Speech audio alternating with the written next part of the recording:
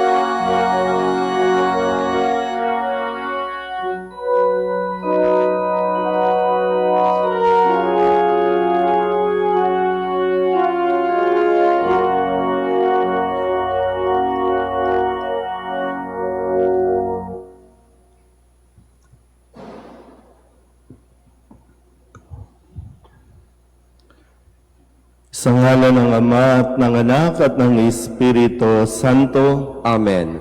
Sumainyo ang Panginoon. At sumaiyo rin. Ngayon po ay pinagdiriwang natin ang kapistahan ng banal na mag-anak. Mga kapatid, aminin natin ang ating mga kasalanan upang tayo'y maging marapat gumanap sa banal na pagdiriwang. Inaamin ko sa mga pangyarihang Diyos at sa inyo mga kapatid na lubha akong nagkasala sa isip, sa salita at sa gawa at sa aking pagkukulang. Kaya isinasamo ko sa mahal na Birheng Maria, sa lahat ng mga anghel at mga banal, at sa inyo mga kapatid na ako'y panalangin sa Panginoong ating Diyos. Kaawaan tayo ng makapangyarihang Diyos, patawarin tayo sa ating mga kasalanan at patnubayan tayo sa buhay na walang hanggan. Amen.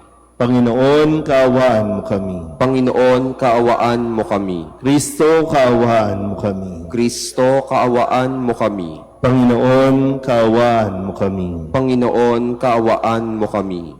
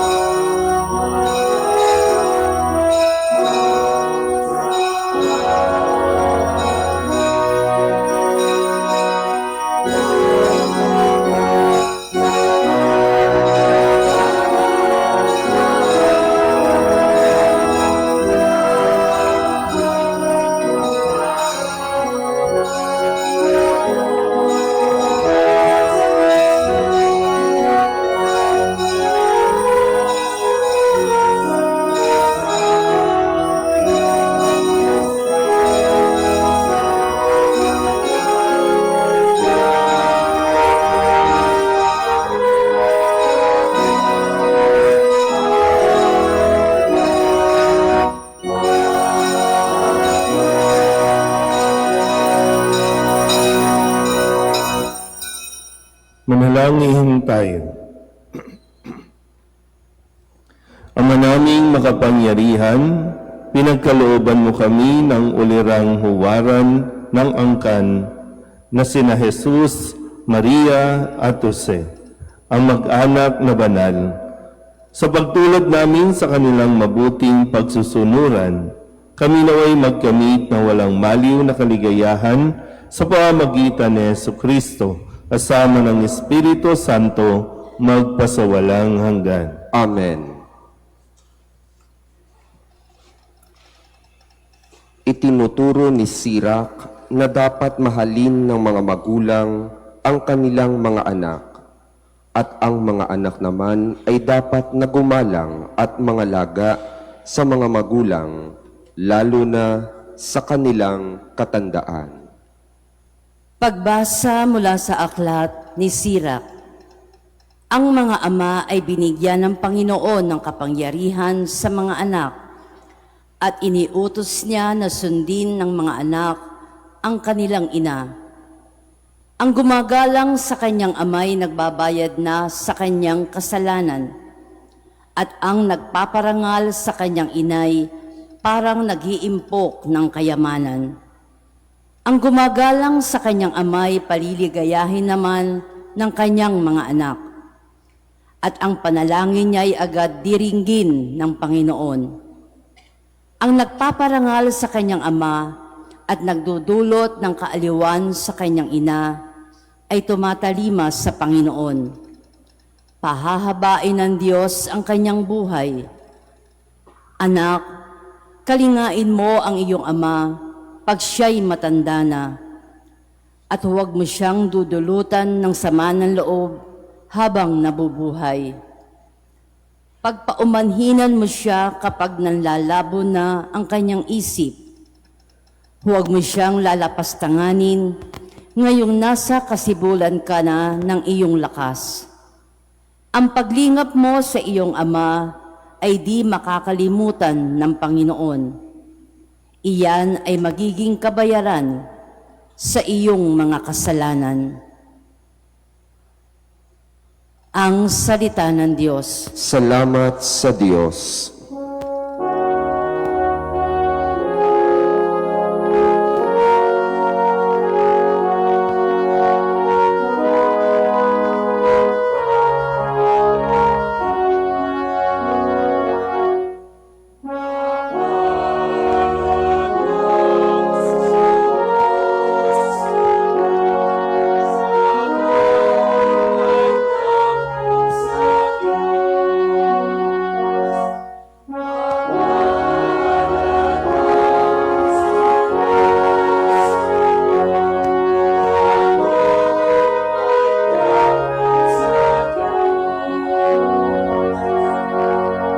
Mapalad ang bawat tao na sa Diyos ay may takot.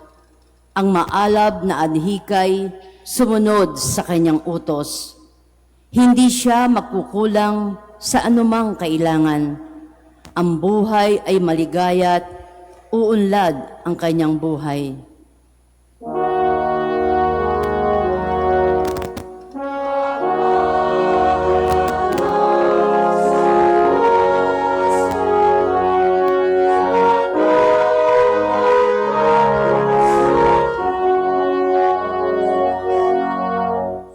Sa tahanan ang asaway parang ubas na mabunga, bagong tanim na olibo sa may dulang ang anak niya.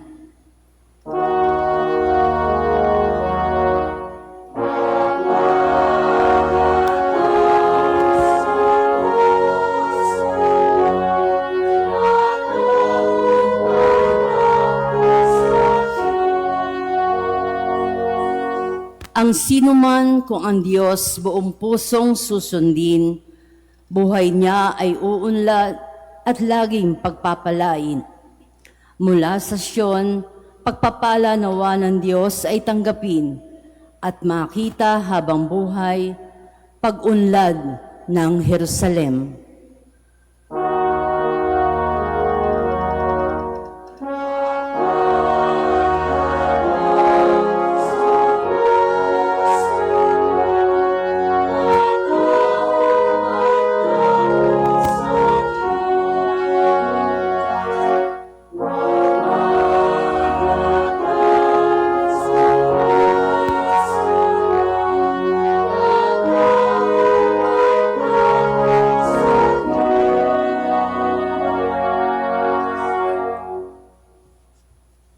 Imungkahi ni Apostol Pablo na ang tunay na pananampalataya at kabanalang Kristiyano ay nasasalamin sa mabubuting gawain, pagpapakumbaba, pagtitiis at pagmamahalan. Pagbasa mula sa sulat ni Apostol San Pablo sa mga taga-Kolosas. Mga kapatid, kayo'y hinirang ng Diyos, itinalaga para sa Kanya at minamahal Niya. Kaya't dapat kayong maging mahabagin, maganda ang kalooban, mapagkumbaba, mabait at matiisin. Magpaumanhinan kayo at magpatawaran kung may hinanakit kayo sa isa't isa. Pinatawad kayo ng Panginoon, kaya't magpatawad din kayo. At higit sa lahat, mag-ibigan kayo pagkat ito ang buklod ng ganap ng pagkakaisa. At paghahariin ninyo sa inyong puso ang kapayapaang kaloob ni Kristo. Sapagkat ito ang dahilan, kaya kayo tinawag upang maging bahagi ng isang katawan. Magpasalamat kayong lagi. Ang mga salita ni Kristo ay itanim ninyong mabuti sa inyong isip. Magpaalalahanan kayo at magturuan ng buong kaalaman. Umawit kayo ng mga salmo, mga imno, at mga awiting espiritual nang may pagpapasalamat sa Diyos. At anuman ang gagawin ninyo, maging sa salita o sa gawa, gawin ninyong lahat sa pangalan ng Panginoong Hesus at sa pamamagitan niya'y magpasalamat kayo sa Diyos Ama. Mga babae, pasakop kayo sa inyo-inyong asawa sapagkat iyan ang kalooban ng Panginoon. Mga lalaki, ibigin ninyo ang inyo-inyong asawa at huwag silang pagmamalupitan. Mga anak, sundin ninyong lagi ang inyong mga magulang, sapagkat ikinalulugod iyan ng Panginoon. Mga ama, huwag ninyong kinagagalitan ng labis ang inyong mga anak, at baka manghina ang kanilang loob. Ang salita ng Diyos. Salamat sa Diyos.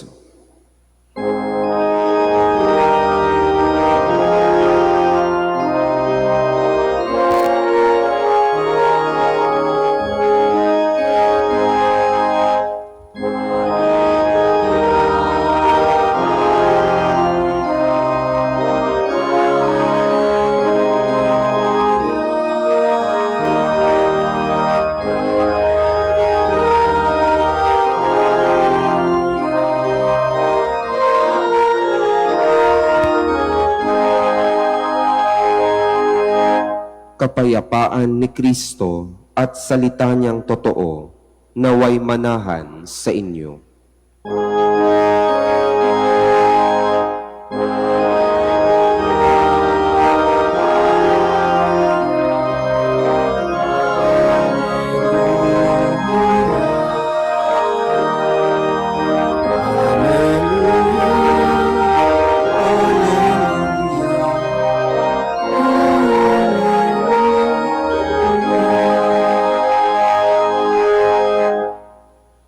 Sumainyo ang Panginoon. At sumaiyo rin. Ang mabuting balita ng Panginoon ayon kay San Mateo.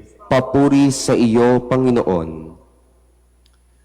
Pagkaalis ng mga pantas, napakita kay Jose sa panaginip ang isang anghel ng Panginoon.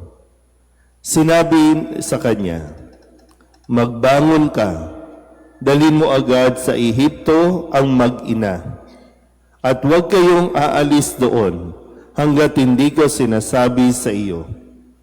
Sapagkat hahanapin ni Herodes ang sanggol upang patayin." Kaya dali-daling bumangon si Jose, at ng gabing iyo'y dinala sa Ehipto ang mag-ina. Doon sila tumira hanggang sa mamatay si Herodes. Nangyari ito upang matupad ang sinabi ng Panginoon sa pamamagitan ng propeta. tinawag ko ang aking anak mula sa Ehipto. Pagkamatay ni Herodes, isang anghel ng Panginoon ang nagpakita sa panaginip kay Jose sa Ehipto. Magbangon ka, sabi sa kanya, iuwi mo na sa Israel ang mag-ina, sapagkat patay na ang nagtangka sa buhay ng bata. Nagbangon siya at inuuwi nga sa Israel ang mag-ina. Ngunit nang mabalitaan niyang si Arkelao ang nagahari sa Judea, kahalili ng kanyang amang si Herodes, siya'y natakot na pumunta roon. Muli siyang sinabihan sa panaginip, kaya't nagtungo siya sa Galilea. Sa Nazaret sila nanirahan upang matupad ang sinabi ng mga propeta. Siya'y tatawaging Nazareno. Ang mabuting balita ng Panginoon. Pinupuri ka namin, Panginoong Heso Kristo. Isang magandang umaga po sa inyong lahat. Merry Christmas po. Palapakan natin ang Panginoon. Ngayon po ay pinagdiriwang natin sa panahong ito ang kapistahan ng banal na mag-anak nina Jesus, Maria at Jose. Na maganda muli na tayo po ay magnilay sa kung ano ba ang nagiging kalagayan o sitwasyon ng ating pong mga pamilya. Kamusta po ang sitwasyon ng pamilya ninyo? Sa mga mag-asawa dito, no, na lumaki na ang mga anak, balik kayo ulit sa inyong kayo lang dalawa.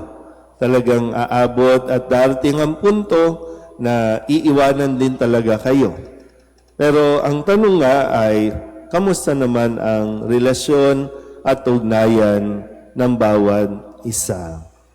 Kasi talagang naniniwala tayo na ang pamilya ay hinangad ng Diyos na mabuo. Kung babalikan natin ang kwento ng banal na mag-anak na sina Jesus, Maria at Jose, hindi rin naman naging madali ang kanilang pinagdaanan. Ang pagmamahalan ni Jose at Maria, sinubok din ng panahon. Muntikan nang hindi pakasalan ni Jose o panagutan si Maria. At muntikan na rin maging solo parent si Maria. Pero hindi ito ipinahintulot ng Diyos. Kaya ang Diyos na rin mismo ang kumilos at gumawa ng paraan para sila po ay magkatuluyan, makasal, dahil ang gusto ng Diyos, si Jesus ay ipanganak sa isang pamilya. Magkaroon ng ama, magkaroon ng ina. At salamat dahil tumugon si Jose, tumugon si Maria. Kaya nga mahalaga yung kanilang pagsang-ayon, yung pagtugon, kasi kaakibat niyan yung pagtanggap ng responsibilidad at misyon ng pagiging magulang. Kung tutuusin po, di ba, madali naman maging magulang.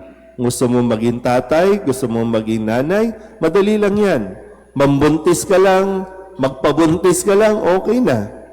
Pero hindi yon ang plano ng Diyos. Kaya, muli, ang pamilya, ang sabi nga natin, di ba, ang basic unit ng ating lipunan.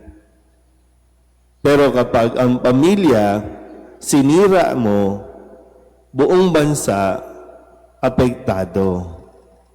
Hindi nga lang ito madalas iniisip sa panahon ngayon, kasi para bang ang sinasabi natin, kaya naman natin mabuhay kahit walang pamilya. Minsan nga, gusto nga nating manipulahin ang buhay. Gusto natin anak lang. Kaya nga nagkakaroon tayo ng mga in vitro. Huwag na tayo mag-asawa. Mag-aanak na lang ako. Muli na, ibabalik natin, ano ba ang orihinal na plano ng Diyos para sa atin. Tandaan po rin natin, wala naman po talagang perpektong pamilya. Lahat may kahinaan, lahat nagkakasala. Pero nandiyan po ang pagpapatawad na dapat umiral sa atin. Kaya ngayon, tingnan po natin, kasi sa ating mga pagbasa, so hindi lang ikaw ang nakaranas nito, maging ang banal na pamilya ni na Jesus, Maria at Jose, naranasan ang ating pong nararanasan mga paghihirap. Mahirap po ang lumipat ng lugar. Mahirap para sa tatay yung pumunta sa ibang bansa para magsimula ulit at buhayin. Kasi sa ating ebanghelyo, dahil mayroong nagtatangka sa buhay ng kanilang anak, kaya kinailangan na sila ay mag-migrate doon sa Ehipto. At anong gagawin ni Jose? Ang hanap buhay ni Jose, karpentero. O anong gagawin niya doon? Paano sila magsisimula? Paano mabubuhay? Saan sila titira? Pero lahat ng yan ay dahil sa pagtitiwala ni Jose sa ating Panginoon, kung kaya dinala niya ang mag-ina, si Maria at si Jesus, doon kung saan sila dinadala. Pagkatapos sa Ehipto, pinabalik na dito sa kanilang bayan at nanirahan na sa Nazaret. Panibagong paninimulaan na naman. At mahirap yung bumiyahe.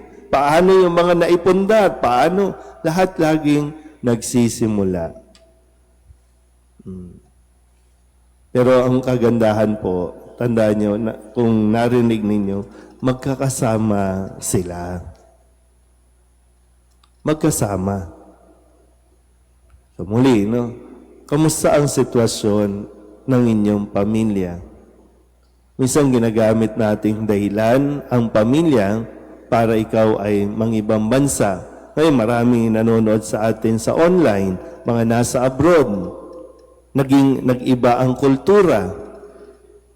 O kaya naman, minsan nasanay na tayo na magkakahiwalay.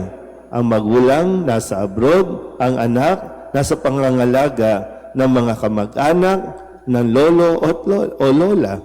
Nasanay na hindi magkasama, nasanay na video call lang, nasanay na mag-uusap lang kapag may pangangailangan, kapag may bibilin, ganun na lang. Kaya muli babalik tayo ulit. Nang sa ganun ay maranasan natin din yung kaligayahan, yung saya na mayroon kang pamilya. Hello.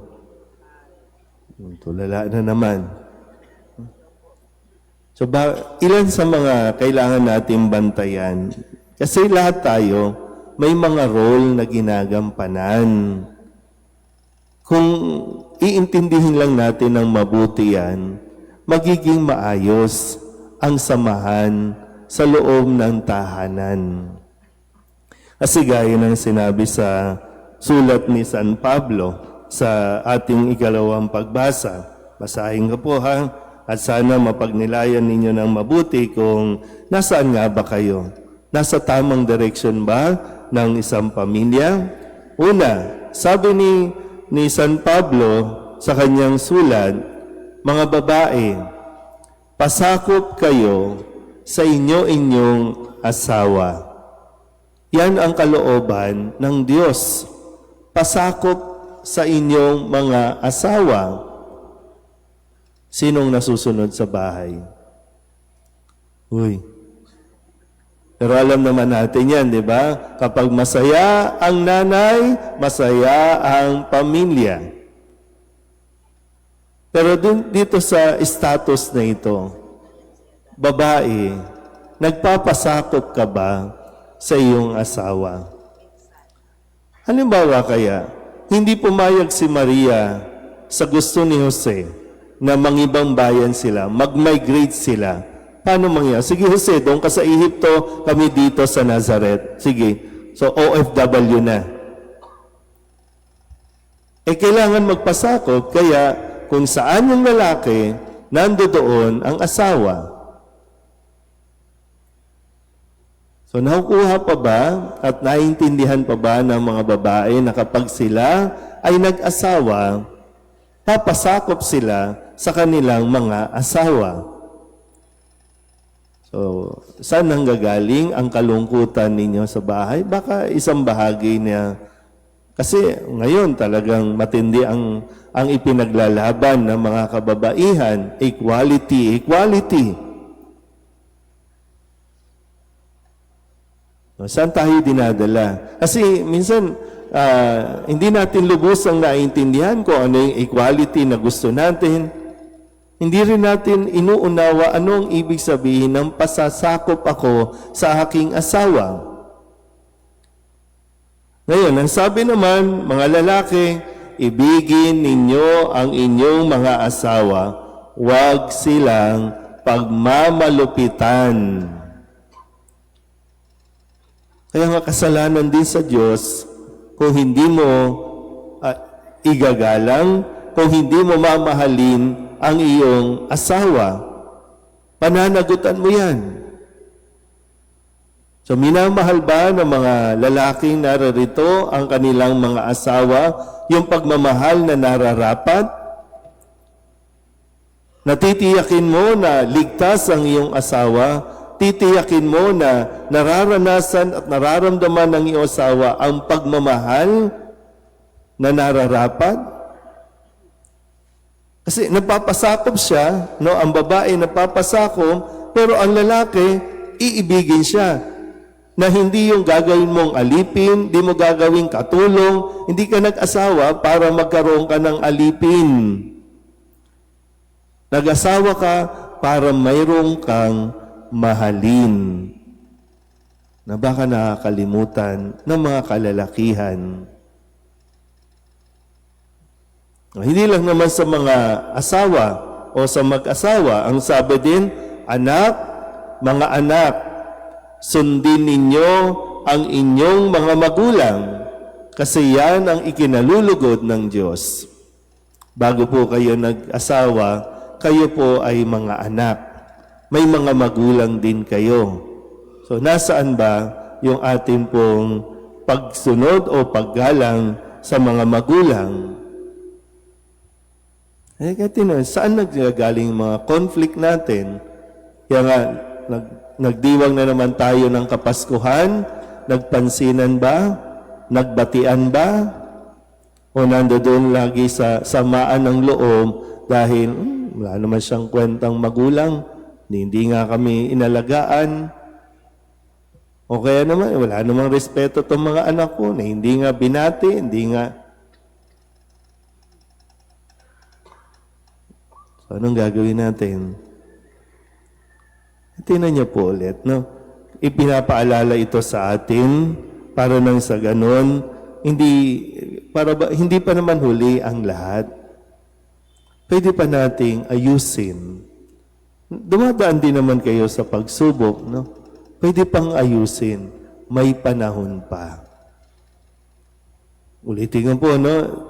Maging ang pamilya ni na Jesus, Maria at Jose dumaan sa matinding pagsubok. Pero ang makikita natin sa kanila, si Jose, si Maria, si Jesus, sumunod sa Diyos. Kaya nga unang-una, ang susundin natin ang Diyos. Bilang asawang babae, susundin mo ang Diyos. Bilang asawang lalaki, sundin mo kung ano ang plano ng Diyos. Bilang mga anak, maging masunurin, lalong-lalo na sa Diyos. Amen? Ipahayag natin ang ating pananampalataya. Sumasampalataya ako Sa Diyos samang makapangyarihan sa lahat na may gawa ng langit at lupa, sumasampalataya ako kay Hesukristo, isang anak ng Diyos, Panginoon nating lahat, nagkatawang tao siya lalang ng Espiritu Santo, ipinanganak ni Santa Mariang Birhen, pinagpakasakit ni Poncio Pilato, ipinako sa krus, namatay, inilibing, nanaog sa kinaroroonan ng mga yumao, nang may ikatlong araw na buhay na maguli, umakyat sa langit, naluluklok sa kanan ng Diyos amang makapangyarihan sa lahat. Doon magmumula ang paririto at huhukom sa nangabubuhay at nangamatay na tao. Sumasampalataya naman ako sa Diyos Espiritu Santo, sa banal na simbahang katolika, sa kasamahan ng mga banal, sa kapatawaran ng mga kasalanan, sa pagkabuhay na muli ng nangamatay na tao, at sa buhay na walang hanggan. Amen. Manalangin tayo sa Diyos na ating Ama na nagsugo sa Kanyang anak upang tayo'y iligtas. Taglay ang mga pusong nagpapasalamat. Ang ating itutugon, Panginoon, manahan ka sa aming piling. Panginoon, manahan ka sa aming piling. Maging huwaran nawa ang simbahan sa mundo sa pagsusumikap na magkaroon ng kapayapaan. Manalangin tayo. Panginoon, manahan ka sa aming piling. Ituring nawa ng mga nanunungkulan sa pamahalaan ang salita ng Diyos bilang batayan at adhikain ng kanilang pagsisikap. Manalangin tayo. Panginoon, manahan ka sa aming piling. Patuloy nawang lumago sa paggalang at pag-ibig ang bawat pamilya sa digdig. Manalangin tayo. Panginoon, manahan ka sa aming piling. Maging inspirasyon nawa ang mga magulang sa kanilang mga anak upang mahikayat silang magsikap sa kabila ng kahirapan at pagkabigo. Manalangin tayo. Panginoon, manahan ka sa aming piling. Makapiling nawa ng Diyos ang mga kapatid nating namayapa na at matagpuan nila ang sa kanyang kaharian ang liwanag niyang di nagmamaliw. Manalangin tayo. Panginoon, manahan ka sa aming piling. Sa ilang sandali ng katahimikan, ating ipanalangin ang iba pang pangangailangan ng ating pamayanan, pati na rin ang ating pansariling kahilingan. Manalangin tayo. Panginoon, manahan ka sa aming piling. Ang lahat ng ito iniling namin sa ngalan ni Kristo ang aming Panginoon. Amen.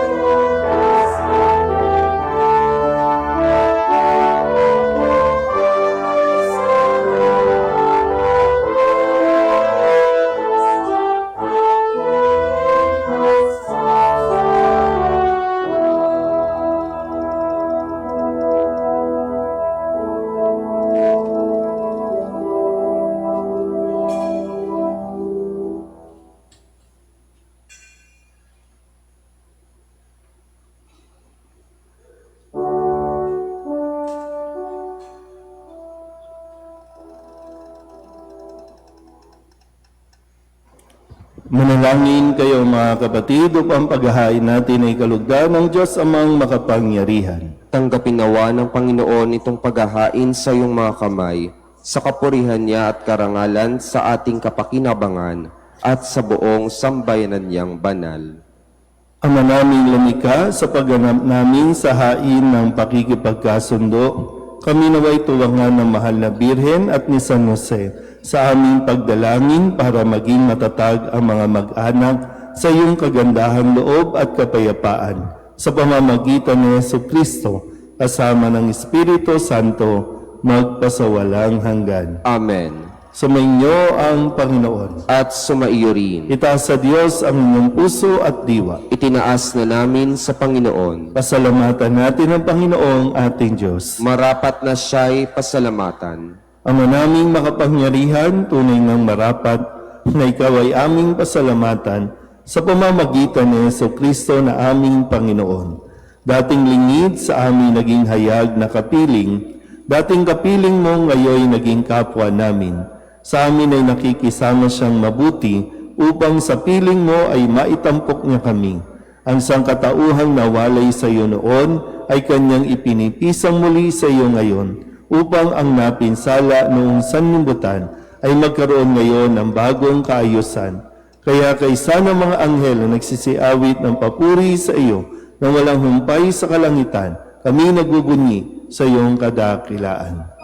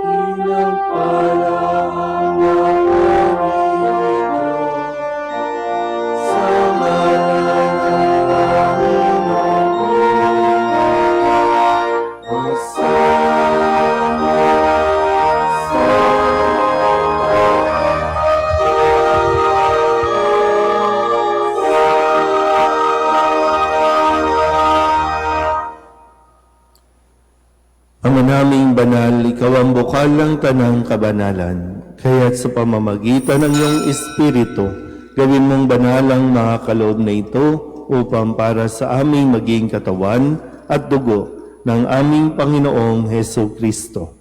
Bago niya pinagtiis ang pusang loob na maging handog, hinawakan niya ang tinapay, pinasalamatan kaniya, pinaghati-hati niya iyon, iniabot sa kanyang mga alagad at sinabi,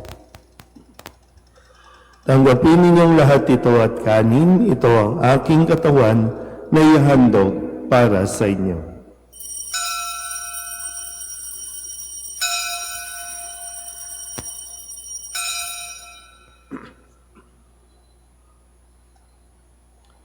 Gayun din naman nang matapos ang hapunan, hinawakan niya ang kalis, muli kaniyang pinasalamatan. Iniabot niya ang kalis sa kanyang mga alagad at sinabi, "Tanggapin ninyong lahat ito at inumin. Ito ang kalis ng aking dugo, ng bago at walang hanggang tipan. Ang aking dugo na ibubuhos para sa inyo at para sa lahat, sa ikapagpapatawad ng mga kasalanan. Gawin ninyo ito sa pag-alaala sa akin."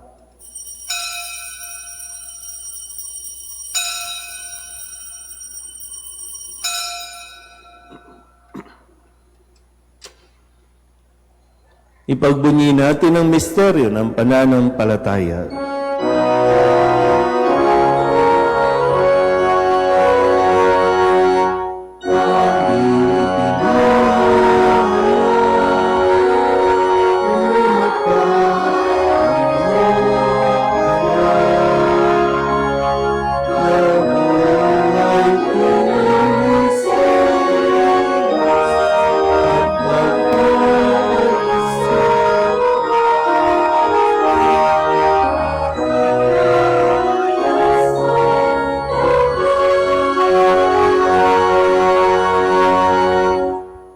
Ang mga ginagawa namin ngayon ang pag-alaala sa pagkamatay at muling pagkabuhay ng iyong anak, kaya't iniaalay namin sa iyo ang tinapay na nagbibigay buhay at ang kalis na nagkakaloom ng kaligtasan.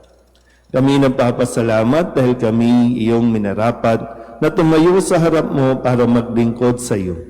Isinasamo namin kami magsasalo-salo sa katawan ng tugo ng Kristo ay mabuklod sa pagkakaisa sa pamamagitan ng Espiritu Santo. Amalingapin mo ang iyong simbahang laganap sa buong daigdig.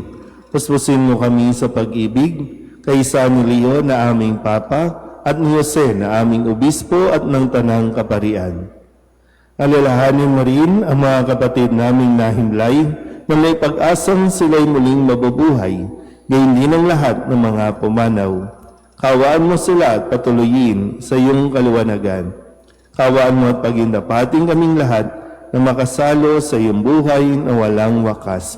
Kaysa ng mahal na Birheng Maria na Ina ng Diyos, ng kabiyak ng puso niyang si San Jose, kaysa ng mga apostol at ng lahat ng mga banal na namuhay dito sa daigdig ng kalugod-lugod sa iyo, may pagdiwang hawa namin ang pagpupuri sa ikararangal mo sa pamamagitan ng iyong anak na aming Panginoong Heso Kristo. Sa pamamagitan ni Kristo, kasama niya sa Kanya, ang lahat ng parangal at papuri ay sa iyo, Diyos amang makapangyarihan, kasama ng Espiritu Santo, magpasawalang hanggan.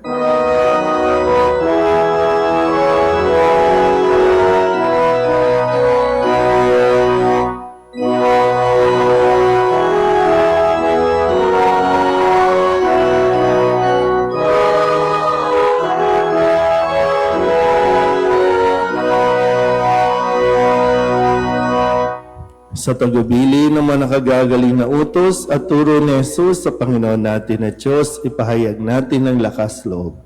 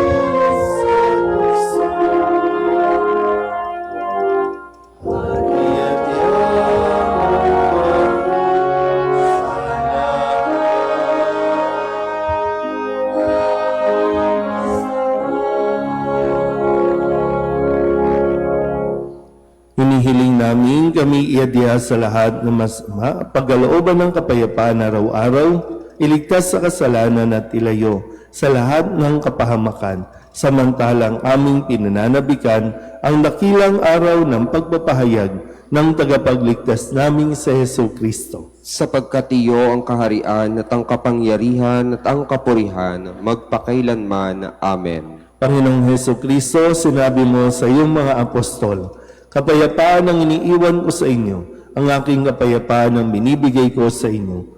Tunghayan mo ang aming pananampalataya at huwag ang aming mga pagkakasala. Pagkalooban mo kami ng kapayapaan at pagkakaisa ayon sa iyong kalooban, kasama ng Espiritu Santo, magpasawalang hanggan. Amen. Ang kapayapaan ng Panginoon ay laging sumainyo. At sumaiyo rin. Magbigayan tayo ng kapayapaan sa isa't isa.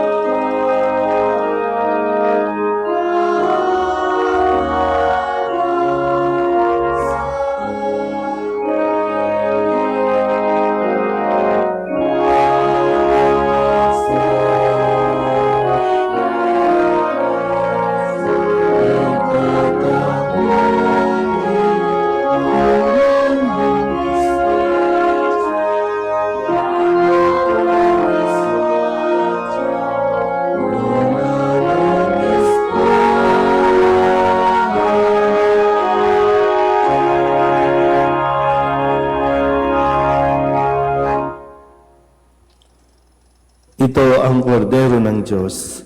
Ito ang nag-aalis ng kasalanan ng sanlibutan. Mapalad ang mga inaanyayahan sa kanyang piging. Panginoon, hindi ako karapat-dapat na magpatuloy sa iyo, ngunit sa isang salita mo lamang ay gagaling na ako.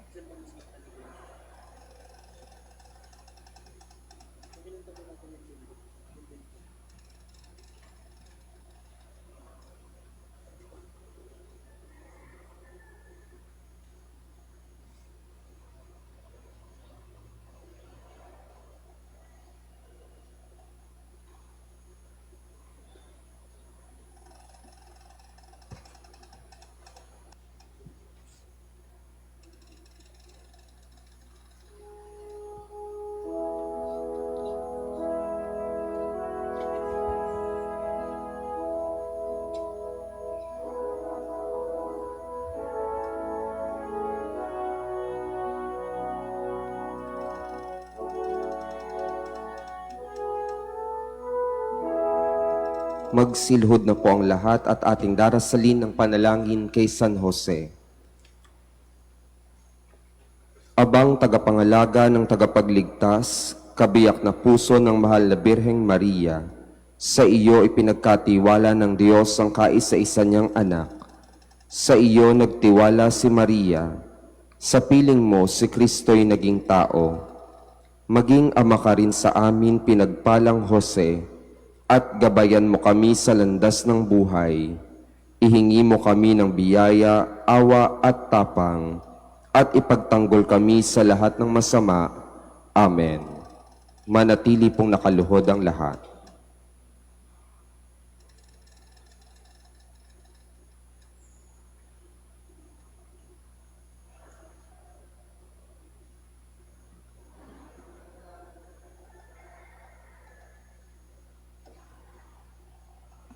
Panalangin para sa pamilya. Ama sa langit, lumalapit kami sa iyo bilang isang pamilya na humihingi ng iyong banal na patnubay. Tulungan mo kami na magmahalan, magtulungan, at magbigay lakas at pagkakaisa sa bawat isa. Inihiling namin ang iyong pagpapala at biyaya naway laging sumamin at kapayapaang higit sa lahat ng pangunawa. Tulungan mo kaming piliin ang makapagbigay papuri sa iyo at mga bagay na makabubuti sa aming mga mahal sa buhay. Ipinagkakatiwala namin ang aming mga anak sa iyo, naway lumaki sa pananampalataya at karunungan ang aming pamilya, naway maging liwanag sa mundo. Inihiling namin ito sa pamamagitan ni Kristo, aming Panginoon. Amen. Magsitayo na po ang lahat. Manalangin tayo. Ama naming mapagmahal, kaming iyong pinapakinabang sa piging na banal, ay gawin mong makapamuhay gaya ng banal na mag-anak. Matapos naming pangatawanan ang aming mga pananagutan sa lupang ibabaw, kami naway makasalo sa kanilang kasiyahan sa kalangitan, sa pamamagitan ni Jesucristo kasama ng Espiritu Santo, magpasawalang hanggan. Amen. Magsiupo po sumandali ang lahat para sa mga pamparokyang pabatid. Una, sa December 31, ang New Year's Eve Masses sa ating parokya ay sa ganap na ika-6 ng gabi, ika-7 at kalahati ng gabi, at ika-9 ng gabi. Samantala, ang New Year's Eve Mass sa Kambal na Cruz Community Chapel ay sa ganap na ika-8 ng gabi. At sa January 1, 2026, ang schedule ng mga misa sa ating parokya ay alinsunod sa ating regular Sunday Mass schedule, maliban sa ika-5 at kalahati ng umaga. Ang unang misa sa January 1 ay 6:45 a.m. Ang misa sa Kambal na Cruz Community Chapel ay sa ganap na ika-8 ng gabi. Pagkatapos ng 5:30 p.m. Mass sa January 1, ay isusunod ang prosesyon ng Mahal na Birhen, kaugnay ng pagdiriwang ng dakilang kapistahan ni Maria, Ina ng Diyos. Maraming salamat po. Magsitayo na po ang lahat.